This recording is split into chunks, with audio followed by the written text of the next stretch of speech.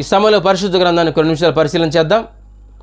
పరిశుద్ధ మహోన్నతుల కృపగల మా తండ్రి, ఈ సమయంలో పరిశుద్ధ గ్రంథాన్ని పరిశీలిస్తుండగా మీ సహాయాన్ని అనుగ్రహించి మీ మహిమార్థమై వాడుకోమని క్రీస్తునామములు ప్రార్థన అడిగి వేడుకొనిచున్నాం పరమ తండ్రి, ఆమెన్.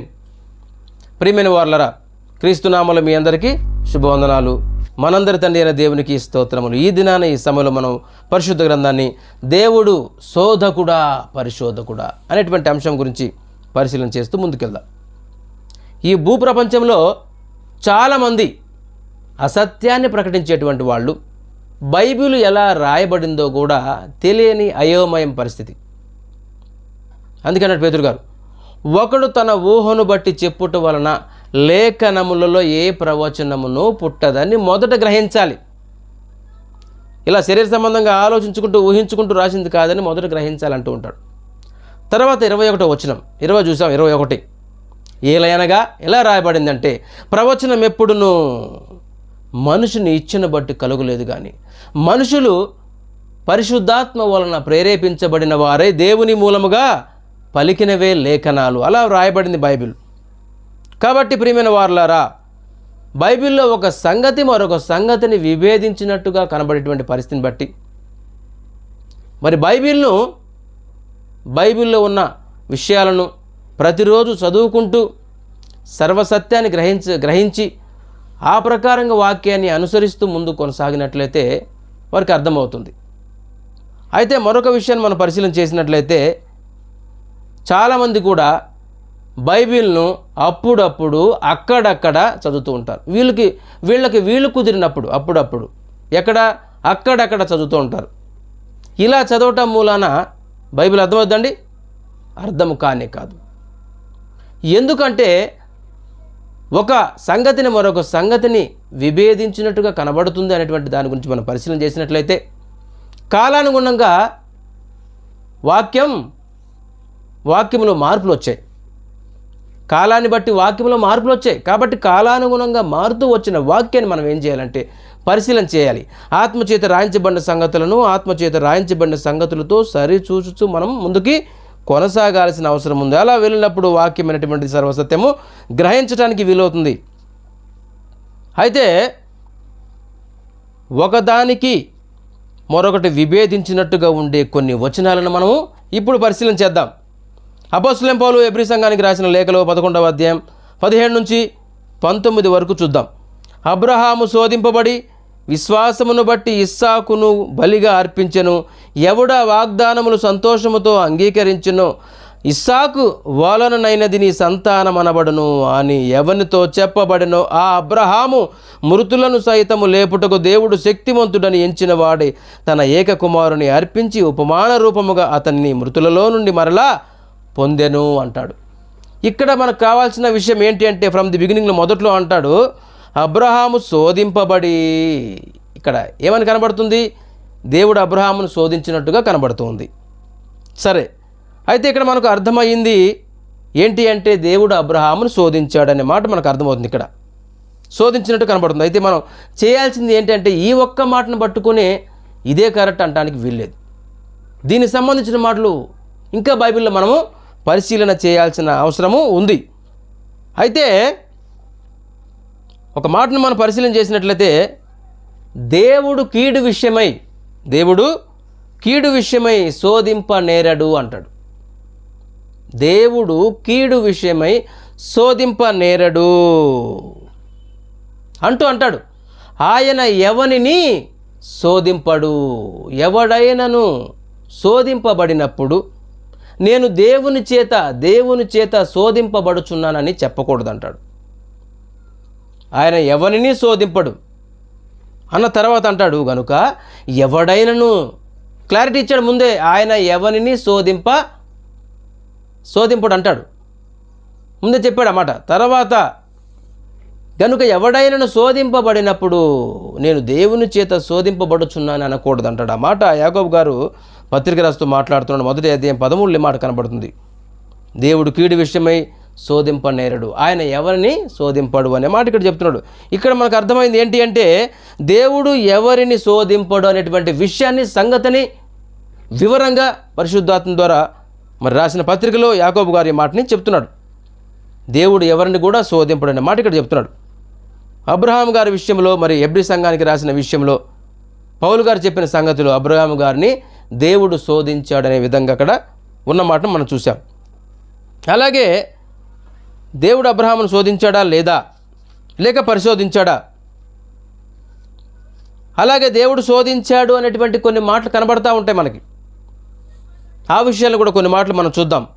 కీర్తన గ్రంథము 81:7, ఆపత్కాలమునందు నీవు మొరపెట్టగా నేను నిన్ను విడిపించి తిని, ఉరుము దాగు చోట్లో నుండి నీకు ఉత్తరం ఇచ్చి తిని, మెరీబా జలముల యొద్ద నిన్ను శోధించి తిని సెలా. ఇక్కడ ఈ మాట ఇక్కడ కూడా శోధించినట్టుగా కనబడుతుంది ప్రియులారా. అలాగే యోబు చెప్తున్నాడు, యోబు గ్రంథంలో యోబు చెప్తున్న మాట చూసినట్లయితే యోబు గ్రంథము 23వ అధ్యాయం 10వ వచనంలో, నేను నడచు మార్గము ఆయనకు తెలియను, ఆయన నన్ను శోధించిన తరువాత నేను సువర్ణము వలె కనబడుదును అంటాడు. ఇక్కడ కూడా యోబు గారు చెప్తున్న మాటను బట్టి చూస్తే దేవుడు శోధించినట్టుగా కనబడుతుంది. పరిశీలించిన ఇవి కొన్ని వచనాలలో దేవుడు శోధకుడు అనే విధంగా ఇక్కడ కనబడుతున్న మాటలు మనం చూస్తున్నాం.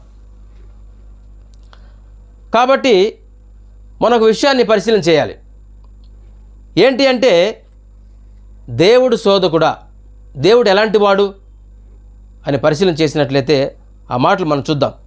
దేవుని స్వభావం గురించి కొన్ని మాటలు మనం చూద్దాం. దేవుడు కరుణామయుడు, కరుణా సంపన్నుడు, ప్రేమామయుడు, నీతిమంతుడు, పరిశుద్ధుడు. ఆయన గుణ లక్షణాలు మనం చూద్దాం. ఇప్పుడు స్వభావాన్ని చూసాం.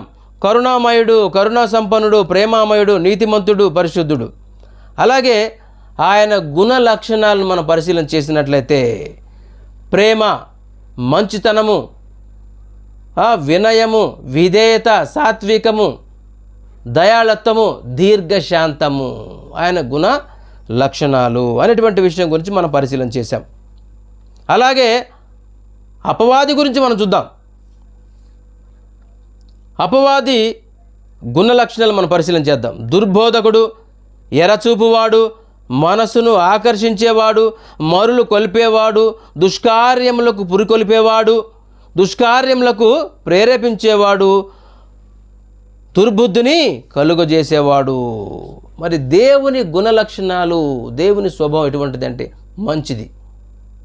మరి అపవాదిగాడిది చెడ్డది. గమనించాలి. దీన్ని బట్టి మనకు అర్థమవ్వాలి ఏంటి అంటే దేవుడు పరిశోధకుడు, శోధకుడు కాదు అనేటువంటి విషయం. యాకోబు గారు చెప్పాడు ఆల్రెడీ. దేవుని గురించి చెప్పాడు ఆ మాట. దేవుడు కీడి విషయమే శోధింపబడనేరడు, ఆయన ఎవరిని శోధింపడు అంటాడు అక్కడ. అలాగే దేవుని గుణలక్షణాలు, దేవుని స్వభావాన్ని మనం పరిశీలించాము. అపవాదిగాడి స్వభావం ఏంటి, వాడి లక్షణాలు ఏంటి అనేటువంటిది మనం పరిశీలన చేసిన దాన్ని బట్టి చూస్తే దేవుడు శోధింపడు, ఆయన మంచి కార్యములు, ఆయన మంచి మనసు. ఈ అపవాదిగాడి చెడ్డ మనసు, శోధిస్తూ ఉంటాడు. వాడెప్పుడు చెడు చేయటానికే చూస్తూ ఉంటాడు. అయితే ఈ లోకంలో చాలామంది కూడా సాక్ష్యాలు చెప్తుంటారండి. చాలామంది సాక్ష్యాలు చెప్తుంటారు. చూసినట్లయితే ఉపద్రవాలు, అలాగే వచ్చే తెగుళ్ళు, చాలామంది చర్చిలో చెప్తున్న మాటలు, ముఖ్యంగా ప్రసంగించే ప్రసంగికులే, వినటానికి వెళ్ళేవాళ్ళు కాదు, ప్రసంగికులు అన్నమాట. ఆ మీటింగ్లో పేరు పెడతా ఉంటారు ముఖ్య ప్రసంగికులు అని. ఇట్లా ఈ లోకంలో గొప్ప గొప్ప పెద్ద పెద్ద బోధకులుగా చలామణి అవుతున్న వాళ్ళు చెప్తున్న మాటలు ఇవే. ఉపద్రవములు, అలాగే వచ్చే తెగుళ్ళు, వైరస్లు, ఇవన్నీ దేవుడే తెప్పిస్తున్నాడు, వీటిని దేవుడే కలుగజేస్తున్నాడు, దేవుడే చెప్పిస్తున్నాడు అనేటువంటి విషయాన్ని ఇక్కడ చెప్తున్నారు. అందుకు మీరు దేవుని యొద్దకు వచ్చి అడగండి, రండి, దేవుని దగ్గర రండి. మీరు వచ్చి దేవుని దగ్గర అడిగితే అవన్నీ తగ్గిస్తాడు, తీసేస్తాడు. అంటే ఇక్కడ చెప్తున్న మాటలు బట్టి మనం చూసినట్లయితే వీళ్ళు ఉద్దేశం ఏంటంటే ఓపెన్గా చెప్పేస్తున్నారు, దేవుని వైపు తప్పు చూపిస్తున్నారు. దేవుడు చెడ్డవాడు, శోధిస్తాడు, ఉపద్రవాలు కానీ, అలాగే వచ్చే తెగుళ్ళు కానీ, వైరస్లు కానీ దేవుడే తెప్పిస్తున్నాడు, మీరు దేవుని దగ్గర రండి, మీరు వచ్చి ప్రాధేయపడితే అవి తీసేస్తాడు అనేటువంటిది ఓపెన్గా చెప్పేస్తున్నారు. అనేకులకి పెద్ద పెద్ద మీటింగ్లు పెట్టి చెప్తున్న పరిస్థితులు జరుగుతూ ఉన్నాయి. ఇవన్నీ దేవుడే రప్పిస్తున్నాడు అని ఇక్కడ ఓపెన్గా చెప్పేస్తున్నారు పెద్ద పెద్ద బోధకులు. వచ్చే తెగుళ్ళు కానివ్వండి, ఉపద్రవాలు, వైరస్లు ఇవన్నీ దేవుడు తెప్పిస్తున్నాడు. కాబట్టి మీరు దేవుని దగ్గర రండి, అవన్నీ తీసేస్తాడు అంటే దేవుని వైపు తప్పు చూపిస్తున్నారు. దేవుడే శోధిస్తున్నాడు అనేటువంటి విషయాన్ని ఇక్కడ కనబడుతుంది. అసత్యాన్ని ప్రకటించేటువంటి వాళ్ళు, బైబిల్ ఎలా రాయబడిందో తెలియని వాళ్ళు, అపవాది బోధ చేసేవాళ్ళు వీళ్ళందరూ కూడా. అలాగే దేవుని మనస్సు గురించి కొన్ని మాటలు మనం పరిశీలన చేసినట్లయితే దేవుడు ఎటువంటి వాడండి? ఆయన గుణలక్షణాలు, ఆయన స్వభావాన్ని మనం తెలుసుకున్నాం, పరిశీలన చేశాం. ఏమని చేసాం అక్కడ? ప్రేమ, మంచితనము, వినయము, విధేయత, సాత్వికము, దయాళత్వము, దీర్ఘశాంతము చూశాం. అలాగే కరుణ సంపన్నుడు, ప్రేమామయుడు, నీతిమంతుడు, పరిశుద్ధుడు అని పరిశీలన చేశాము. అటువంటి మంచి మనసున్నవాడు. అయితే ఒక విషయాన్ని మనం పరిశీలన చేసినట్లయితే ఆ అజ్ఞాన కాలములను దేవుడు చూచి చూడనట్టుగా ఉండెను. ఇప్పుడు అంతటను అందరును మారు మనసు పొందవలనని మనుషులకు ఆజ్ఞాపించుచున్నాడు. ఈ మాట అపోస్తుల కార్యములలో చూసినట్లయితే 17వ అధ్యాయం 30 మాటలు కనబడతాయి. ఆ అజ్ఞాన కాలములను దేవుడు చూసి చూడనట్టుగా ఉండని ఇప్పుడైతే అంతటను అందరిని మారు మనసు పొందవలనని మనుషులకు ఆజ్ఞాపించుచున్నాడండి. ఎటువంటి మనసు అండి అయింది? ఒకసారి ఆలోచించండి. అలాగే మరి తిమోతి గారికి కూడా పత్రిక రాస్తూ అపోస్తలుడైన పౌలు దేవుని ఉద్దేశాన్ని చెప్తున్నాడు. ఆయన అనగా దేవుడు మనుషులందరూ రక్షణ పొంది సత్యమును గురించిన అనుభవ జ్ఞానం గలవారై ఉండవలనని ఇచ్చేయించుచున్నాడు, ఇష్టపడుతున్నాడు. మనుషులందరూ రక్షణ పొందాలన్నది దేవుని ఉద్దేశం. అటువంటి ఆయన శోధిస్తాడండి? ఆలోచించండి. అలాగే మరొక ప్రాముఖ్యమైన విషయాన్ని చెప్తున్నాడు. పేతురు గారు రాస్తూ 2వ పత్రికలో చెప్తున్నాడు 3:9 ఎవడును నశింపవలనని ఇచ్చయింపక ఇష్టపడక మనుషులందరూ మారు మనసు పొందవలనని మీ ఎడల దీర్ఘశాంతం గలవాడై ఉన్నాడు. దీర్ఘకాలాన్ని పొడిగిస్తున్నాడు. క్రీస్తుని పంపడం ఆలస్యం చేయుచున్నాడు. ఎక్కడ బైబిల్ని పరిశీలన చేస్తున్నావు ప్రియ సహోదరుడా? గొప్ప గొప్ప బోధకులుగా చెలామణి అవుతూ ఈ రోజున అసత్యాన్ని ప్రకటింపజేస్తూ అనేకులను అపవాదిగాడికి అప్పచెప్తున్నారు. శోధించేవాడు ఎవడండి? శోధించేవాడు అపవాదిగాడు. పరిశోధించేవాడు, పరీక్షించేవాడు దేవుడండి. ప్రతిక్షణం నీ మేలు కోరేవాడు దేవుడు. ఏం బోధ చేస్తున్నావు? నీ డిగ్రీలు ఏమయ్యాయి? ఒక్కసారి నేను ప్రశ్నించుకో, ఏం బోధ చేస్తున్నావో. కాబట్టి మనం పరిశీలన చేసినట్లయితే ఎవడు నశించుట దేవునికి ఇష్టం లేదు. అయితే అలాగే వాళ్ళకిలాగే అనుకున్నట్లయితే ఆలోచిస్తూ ఒకవేళ అప్పట్లాగే శిక్షించేవాడైతే ఇంతకుముందు కాలంలో దేవుని ప్రజలుగా జీవించిన వాళ్ళు దేవునికి లోబడలేదు, అనీతిమంతులుగా తీర్చబడ్డారు, అరణ్యంలో సంహరించబడ్డారు. వారందరూ దేవుని మీద, మోషే మీద, మరి దేవుడు నియమించిన నీతిమంతులు ఏంది వాళ్ళ మీద, అందరి మీద నియమించిన వాళ్ళందరినీ, పరిపాలించే రాజులందరినీ కూడా మరి వ్యతిరేకించినట్లుగా దేవుని మీద తిరుగుబాటు చేసిన వాళ్ళగా చూసే వాళ్ళందరినీ. అప్పట్లాగా దేవుడు చూసి చూడనట్టుగా ఉన్నట్టు అయితే ఇప్పటికి భూమి మీద 100% భూప్రపంచం వేసుకుంటే 90% కూడా చనిపోయి నిత్య నరకంలో ధనవంతుడి దగ్గరికి వెళ్ళేటువంటి పరిస్థితి. ఆ అసత్య బోధ చేసే వాళ్ళ ప్రకారంగా అయితే, చూచి చూడనట్టుగా ఉన్న ఆ కాలము ప్రకారం అయితే 90% భూమి మీద చనిపోయి ఉండేవాళ్ళు, 10% ఉండేవాళ్ళు. ఆలోచించండి. దేవుడు శోధిస్తున్నాడన్న వాళ్ళు నరకంలో ధనవంతుడి దగ్గర ఉండేవాళ్ళు. ఇదియుగాక దేవుని దూషించిన వాళ్ళు, దేవుడు లేడు అన్నవాళ్ళు, దేవునికి భయపడిన వాళ్ళు, బైబిల్ని చింపిన వాళ్ళు, కాళ్ళతో తొరికిన వాళ్ళు సైతము నిత్య నరకంలో ఉండేవాళ్ళు ఇప్పటికీ. ఈ విషయాన్ని గమనించాలి అందరూ కూడా. ప్రియమైన వారలారా, ఈ లోకంలో అసత్యాన్ని వినేవాళ్ళు, వారికి చెప్పేవారు కూడా శోధకుడు ఎవడు అనేటువంటి తెలియని అయోమయం పరిస్థితిలో ఉంచాడు అపవాదిగాడు. వాడు శోధిస్తూ అసత్యాన్ని ప్రకటింపచేస్తుంటే వాడి గురించి తెలియడం వీళ్ళందరికీ ఆ గ్రహింపు లేకుండా చేస్తున్నాడు. ఎంత అమాయకులను చేసి వాడు ఆడుకుంటున్నాడు, వాడుకుంటున్నాడు వాడు పని నిమిత్తం. సర్వసత్యాన్ని గ్రహించనీయకుండా చేస్తున్నాడు. దేవుడంట శోధిస్తున్నాడా? కాబట్టి పరిశుద్ధ గ్రంథాన్ని మనం పరిశీలన చేసినట్లయితే, అలాగే చాలామంది అంటుంటారు దేవుడు మమ్మల్ని శోధిస్తున్నాడండి, వ్యాపారంలో చాలా నష్టం వచ్చింది, వాళ్ళకి వీళ్ళకి నువ్వు అప్పులు ఇచ్చినట్లయితే దేవుడు ఇమ్మన్నాడా? అందుకు బాధ్యుడు నువ్వు అవుతావు. అప్పులు ఇచ్చి లేనిపోయిన దానికి వచ్చి నువ్వు చేసే ప్రయత్నము వాటి వల్ల నష్టపోయి దానికి దేవుడు బాధ్యుడు అవుతాడా? ఎంతవరకు ఇది సరైన అవగాహన ఒకసారి ఆలోచించండి. ఇంకొంతమంది అంటారు, మా పెదనాన్నగారు ఈ మధ్యన చనిపోయాడండి, చనిపోయాడు, అతని కాలం తీరింది, ఆయుష్ తీరింది, లేకపోతే అనేక అలవాట్లుండి మద్యం కానీ సిగరెట్లు కానీ ఆరోగ్యం పాడు చేసుకుని చనిపోయి ఉండొచ్చు, దానికి దేవుడు బాధ్యుడు అవుతాడా? ఆ తర్వాత అంటాడు, ఈ మధ్య నేను పెద్దనాన్న చనిపోయిన ఏమంటే ఇప్పుడు మా బామ్మ చనిపోయిందండి, ఎందుకు ఇలా దేవుడు మమ్మల్నే శోధిస్తున్నాడండి, ఏంటి మాకే ఇలా జరుగుతుంది అనేటువంటి విషయాన్ని అంటూ ఉంటారు. మీ బామ్మ అంటున్నావు, ఆవిడకి చాలా వయసు వచ్చి ఉండొచ్చు, కాలం తీరింది, ఆవిడ చనిపోయింది, దానికి దేవుడు ఏం చేస్తాడు? ఆవిడకి అంతవరకే ఉంది. ఇవన్నీ జరిగేదాన్ని బట్టి నువ్వు ఆలోచించే విషయం ఏంటంటే, దేవుడు మమ్మల్ని బాగా శోధిస్తున్నాడండి, వ్యాపారంలో అప్పులు, పెద్దనాన్న చనిపోయాడు, బామ్మ చనిపోయింది, ఒకదానమాట ఒకటి, ఏంటిలా దేవుడు మమ్మల్ని శోధిస్తున్నాడు అంటూ ఉంటారు. దేవుడు శోధిస్తున్నాడా? ప్రతి క్షణం మేలు కోరేవాడు అంటూ ఉంటే దేవుడే నీ మేలు కోరేది. ఈ విషయాన్ని గమనించు. కాబట్టి లేఖనాల బట్టి మనం పరిశీలన చేసినట్లయితే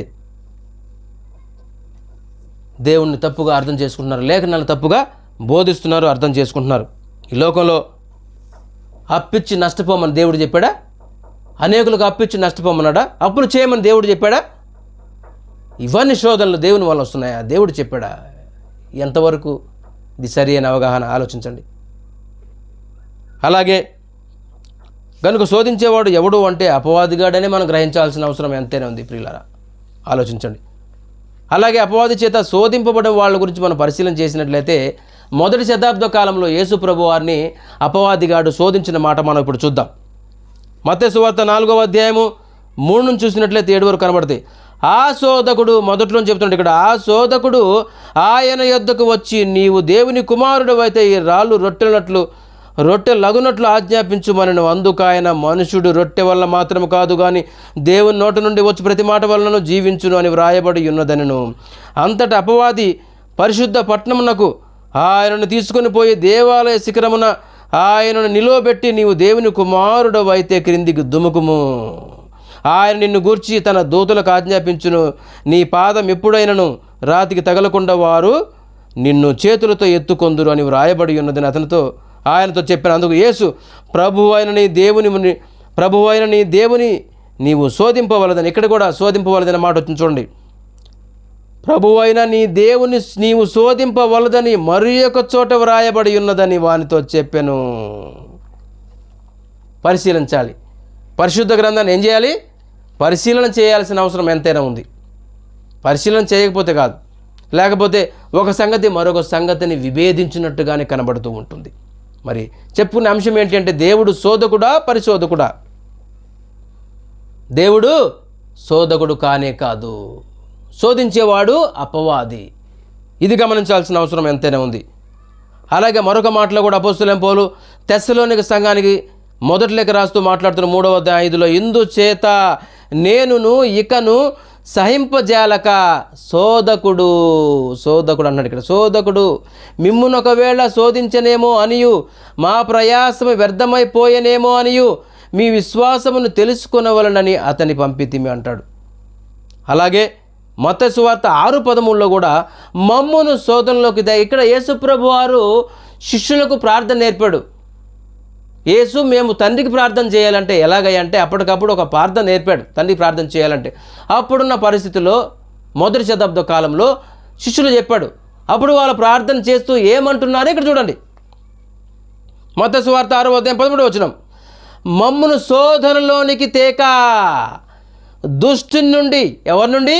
దుష్టుని నుండి మమ్మను తప్పించుము అని తండ్రికి ప్రార్థన చేస్తున్నారు. మమ్మను శోధనలోనికి తేక దుష్టు నుండి మమ్మను తప్పించుము అని ప్రార్థన చేస్తూ మంచి క్లారిటీ ఇచ్చారన్నమాట. శోధనలోకి తేక దుష్టు నుండి తప్పించినటువంటి మాట మరి తండ్రికి ప్రార్థన చేస్తున్నారు. అప్పుడు కాలంలో డైరెక్ట్గా ప్రార్థన చేస్తున్నారు. అయితే ఇప్పటి వరకు దేవుడు శోధకుడు కాదని తెలుసుకున్నాము. శోధకుడు అనగా శోధించేవాడు ఎవడు అంటే అపవాదిగాడు అని తెలుసుకున్నాము. అలాగే అపోస్తలుడైన పౌలు మనం మొదట్లో పరిశీలన చేసినప్పుడు అబ్రహాం గారిని శోధించిన విషయం గురించి 11వ అధ్యాయం 17 నుండి 19 వరకు ఈ మాట మనం చూసాం. ఈ మాట ఎక్కడ మాట అయ్యా అంటే ఆదికాండంలో 22వ అధ్యాయము 1 నుంచి 13 వచనాల వరకు చదువుకుంటే అక్కడ మనకి ఒక సంగతి కనబడుతుంది. దేవుడు అబ్రహాం గారిని పిలిచి, నీ ఒక్కగాని కుమారుడైనా అనగా నీకిష్టమైన నీ కుమారుడు నాకు బలిగా ఇవ్వాలి, మోరియా దేశమందు నెల్లి ఒక పర్వతం మీద నాకు బలి ఇవ్వాలి అన్నప్పుడు, బలిగా ఇమ్మన్నప్పుడు ఆ బలి సందర్భంలో ఆ జరిగిన సారాంశంలో మరి అబ్రహాం గారు వెళ్ళటము, కట్టెలు తీసుకోవడము, ఇద్దరు కలుపుకొని వెళ్ళడం, కుమారుని కూడా ఇస్సాకుని తీసుకెళ్ళడము, ఆ పర్వతం దగ్గరికి వెళ్ళి వారిని అక్కడ పెట్టి పర్వతం మీదకి వెళ్ళి మేము ఇప్పుడే వస్తాము దేవునికి మొక్కి అని వాళ్ళకి చెప్పడం, ఇద్దరు వ్యక్తులకు.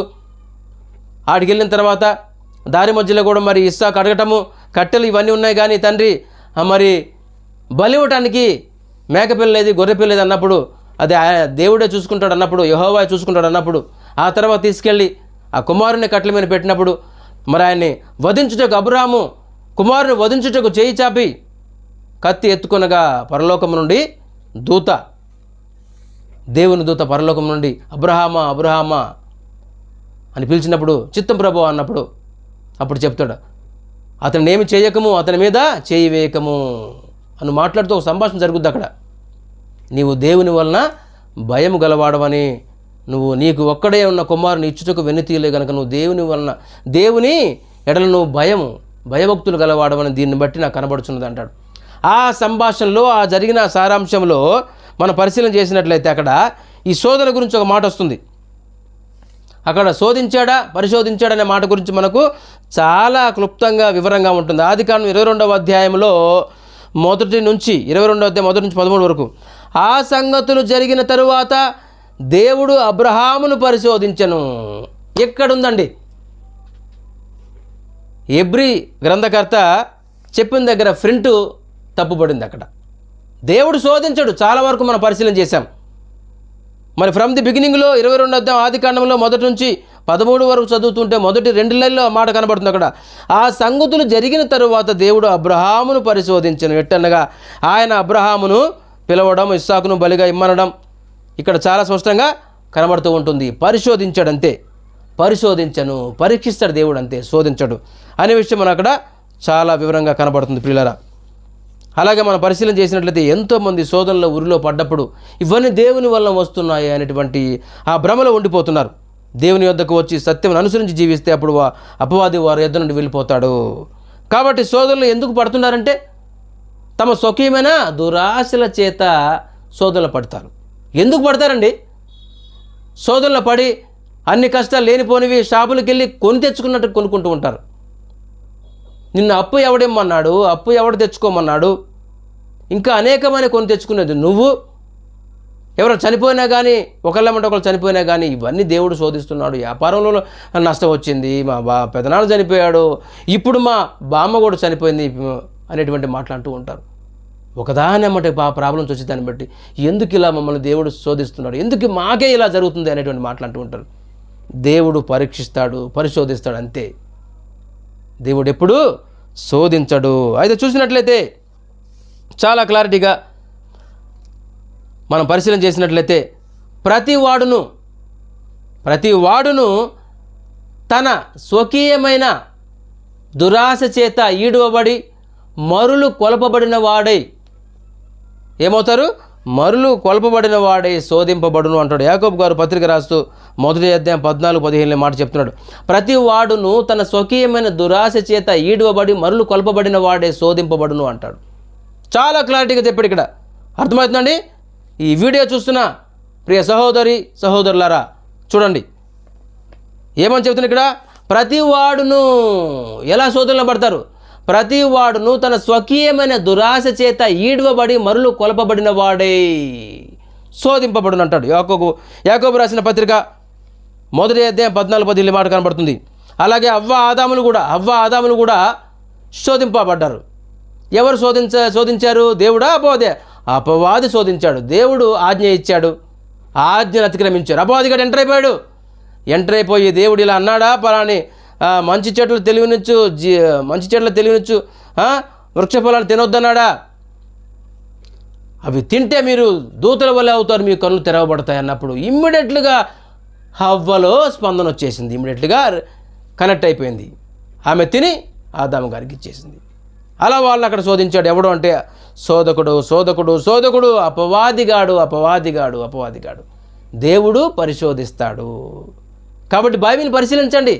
ఒక సంగతి మరొక సంగతిని విభేదించినట్టుగా ఎందుకు కనబడుతుందండి? ఆత్మచేత రాయించబడిన సంగతులను ఆత్మచేత రాయించబడిన సంగతులతో నువ్వెందుకు సరి చూడటం లేదు? ఆత్మచేత రాయించబడిన సంగతులను మనుష్య జ్ఞానం చేత నువ్వు చూస్తున్నావు కాబట్టి నీకు అర్థం కావడం లేదు. దేవుడు పరిశోధిస్తాడు. శోధించేవాడు దేవుడు కాదు, అపవాదిగాడు శోధిస్తాడు నిన్ను. దేవుడు ఎప్పుడు కూడా నిన్ను శోధించడు. అందుకే అన్నాడు అక్కడ, ఏమన్నాడు అక్కడ మనం చూసినట్లయితే లేఖనాలలో, దేవుడు కీడి విషయమై శోధింపబడనేరడు, ఆయన ఎవరిని శోధింపడు. కనుక ఎవడైనా శోధింపబడినప్పుడు దేవుని చేత నేను శోధింపబడుచున్నానని అనకూడదు అంటాడు. అక్కడ కూడా చెప్పిన మాట ఎవరు చెప్పారు అంటే యాకోబు గారే. మొదటి అధ్యాయం 13లో ఆ మాట చెప్పబడి ఉంది. కాబట్టి చూసినట్లయితే దేవుడు మనకి ఇచ్చిన ఆశీర్వాదములు ఆయన ఐశ్వర్యం చొప్పున ఇచ్చాడు. అవి కంటికి కనపడవు, హృదయమునకు గోచరము కావు. అలాగే మనం పరిశీలన చేసినట్లయితే చాలామంది కూడా క్రీస్తు దగ్గర రాకముందు ఏమంటారు? మాకేమీ లేవయ్యా, క్రీస్తు నమ్ముకున్నాక మాకు ఇల్లు కట్టుకున్నాం, పెళ్లి చేశాము, కొన్ని పొలాలు సంపాదించాము, ఇలా చెప్పుకుంటూ పోతారు. నువ్వు క్రీస్తుని నమ్మితే నేను ఇల్లు కట్టించావా? క్రీస్తుని నమ్మని వాళ్ళు చాలా 30-40 అంతస్తులు కడుతున్నారు, కోటాను కోట్లు సంపాదిస్తున్నారు. దానికేమంటావు నువ్వు? అందుకేనా దేవుడు క్రీస్తుని ప్రతిష్ఠ చేసి ఈ లోకాన్ని పంపించి నీ కోసం నా కోసం గొప్ప కార్యాన్ని జరిగించాడు. దేవుడు తన కుమారుణ్ణి వెనుతీక మన కోసం బలిగా అర్పణగా అర్పింపజేశాడు. దీనికోసమా? నువ్వు ఇల్లు కట్టుకోవడం కోసమా? లేకపోతే కూతురు పెళ్లి చేయడం కోసమా? ఇవేమి కాదు, నిన్ను నిత్య నరకము నుండి తప్పించడం కోసము. నిత్యం కాలిపోతూ దహించు అగ్నిలో, తీక్షణమైన అగ్నిలో ఎప్పటికీ ఉండిపోకుండా క్రీస్తు కూడా తండ్రి యొద్దకు రావాలని పంపించాడండి. ఈ లోకంలో ఆశలు సంపాదించుకోవడం కోసం కాదని గ్రహించాల్సిన అవసరం ఎంతైనా ఉంది. కాబట్టి ఇది సరైన అవగాహన కాదు. ప్రతిక్షణం మన మేలు కోరేవాడు తండ్రి. ఇదియుగాక ఇప్పుడు కృపకాలంలో ఉన్న చాలా ప్రాముఖ్యమైన విషయం ఇది. కృపకాలంలో ఉన్నాము కాబట్టి శరీర సంబంధంగా ఎవరిని కూడా దేవుడు శిక్షించడు, శోధించడు. నిత్య నరకానికి వెళ్ళినప్పుడు అక్కడ ఆత్మని శిక్షిస్తాడు. ఇది గమనించాలి. దేవునికి లోబడక దేవుని ఇష్టానుసారంగా జీవించక నరకానికి వెళ్ళిన వాళ్ళని నరకంలో శిక్షిస్తాడు. ఇది కృపకాలం కాబట్టి ఎవరిని కూడా శరీర సంబంధంగా శిక్షించడు మాటికి. ఇదే సర్వసత్యము. కానీ శోధకుడు మాత్రం శోధిస్తూ ఉంటాడు. పరలోకం వాడు చూసొచ్చాడు కాబట్టి, వాడు తెలుసు కాబట్టి, వాడు దక్కంది ఎవరికి దక్కడానికి వీల్లేదని ఎవరిని మింగుదునా అంటూ గర్జించు సింహం వలె వెతుకుతూ తిరుగుచున్నాడు. కాబట్టి మీరు అప్రమత్తమై ఉండాలి, సర్వసత్యాన్ని గ్రహించాలి, దేవునికి లోబడాలి. చూసారా, మన మీద వాడు కోపంతో ఉండి క్షణం తీరికలేక పనిచేస్తున్నాడు. కాబట్టి పరిశుద్ధ గ్రంథాన్ని కొన్ని నిమిషాలు మనం పరిశీలించాం. కాబట్టి దేవుడు శోధకుడా పరిశోధకుడా అంటే దేవుడు పరీక్షిస్తాడు. చదువు సంవత్సరం అంతా చదివిన తర్వాత నీకు పరీక్ష పెడతారు. ఒక్క మార్కు పోయినా కానీ నువ్వు ఆ తరగతిలో నువ్వు ఉండిపోతావు, నెక్స్ట్ తరగతికి వెళ్ళవు. దీనికి ఎంత నువ్వు ప్రయాసపడుతున్నప్పుడు పరిశుద్ధ గ్రంథాన్ని చదవాలి. ఒక సంగతి మరొక సంగతిని విభేదించడం ఎందుకు ఉంటుందంటే నువ్వు అది చదవాలి. చదవకపోతే నీకు అర్థం కాదు, చదివితే అర్థమవుతుందన్నమాట. కాబట్టి దేవుడు పరిశోధిస్తాడంతే. శోధకుడు అపవాదిగాడు. ఈ విషయాలు గమనించాలి. సర్వసత్యాన్ని తెలియని వాళ్ళు అనేకులు బోధ చేస్తున్నారు, అనేకులకు నరకానికి పరుగులు తీస్తున్నారు. కాబట్టి ప్రియులారా, బైబిల్ని ఆత్మచేత రాయించబడిన సంగతులను ఆత్మచేత రాయించబడిన సంగతులతో సరిచూసుకోవాలి. అప్పుడే అర్థమవుతుంది. ఇది ఎవరిని ఉద్దేశించిన మాట కాదు. బయట బోధేంటి, బైబిల్ బోధేంటి అని అప్రమత్తమయ్యి మనము రక్షింపబడిన మనం అనేకులను రక్షించుకొని క్రీస్తు కూడా తండ్రి ఎద్దుకు వెళ్ళవలసిన వారు ఉన్నాం కదా. మరి ఏం చూడాలి? దేవుడు శోధించేవాడు కాదు, శోధకుడు కాదు. దేవుడు ప్రేమిస్తాడు, మనల్ని రక్షిస్తాడు. ఆయన మనల్ని క్రీస్తు కూడా రక్షింపబడ్డాము, అనేకుల్ని రక్షణలోనికి తేవాలి. ఏ బోధ చేస్తున్నానో గమనించాలి ఒకసారి. కాబట్టి మరొకసారి కలిసినప్పుడు పరిశుద్ధ గ్రంథాన్ని పరిశీలన చేద్దాం. ఈ కొన్ని మాటలు దేవుడు మనందరి హృదయంలో నీరు కట్టి ఫలింపజేయను గాక. ఈ వీడియో లైక్ చేయండి, షేర్ చేయండి. దేవుని పనులు పాలు భాగస్తులయ్యి మనము అనేకులు సంపాదించుకుని క్రీస్తు కూడా తండ్రి వద్దకు వెళ్ళాలని కోరుకుంటూ కొన్ని మాటలు దేవుడు మనందరి హృదయంలో నీరు కట్టి ఫలింపజేయను గాక. ఆమేన్. మీ అందరికీ వందనాలు.